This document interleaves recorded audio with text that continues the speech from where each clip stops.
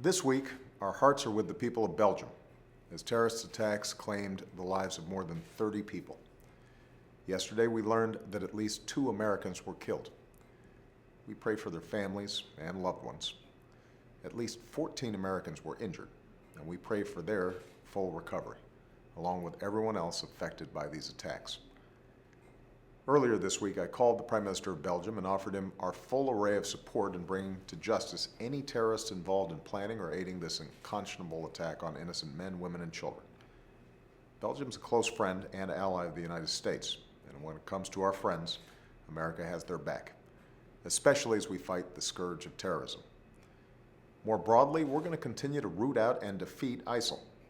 We've been taking out ISIL leadership, and this week we removed one of their top leaders from the battlefield permanently. A relentless air campaign and support for forces in Iraq and Syria who are fighting ISIL on the ground has allowed us to take approximately 40% of the populated territory that ISIL once held in Iraq. We're supporting Iraqi security forces who are beginning to put pressure on the ISIL stronghold of Mosul, and we will not stop until ISIL's safe havens are destroyed. We're also working to disrupt plots against the United States and against our friends and allies. A team of FBI agents is on the ground in Belgium supporting the investigation. We've ramped up our intelligence cooperation so that we can root out ISIL's operations, and we constantly review our homeland security posture to remain vigilant against any efforts to target the United States. ISIL poses a threat to the entire civilized world. That's why we've been leading a truly global coalition that will be vital to our success.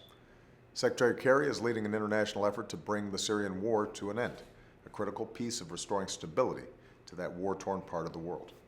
And next week, dozens of world leaders will come here to Washington for a summit focused on nuclear security. We'll use that opportunity to also review our joint efforts against ISIL and to make sure the world remains united in this effort to protect our people. As we move forward in this fight, we have to wield another weapon alongside our airstrikes, our military, and our counterterrorism work, and our diplomacy. And that's the power of our example. Our openness to refugees fleeing ISIL's violence. Our determination to win the battle against ISIL's hateful and violent propaganda, a distorted view of Islam that aims to radicalize young Muslims to their cause. In that effort, our most important partners are American Muslims. That's why we have to reject any attempt to stigmatize Muslim Americans and their enormous contributions to our country and our way of life.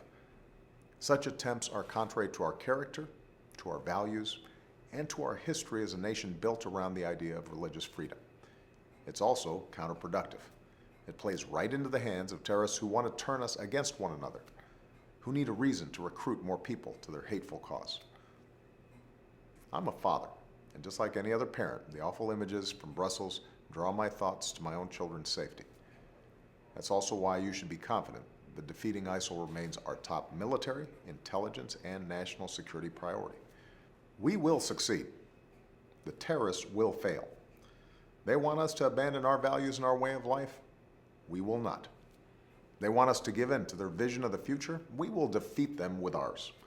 Because we know that the future belongs not to those who seek only to destroy, but to those who have the courage to build. Thanks.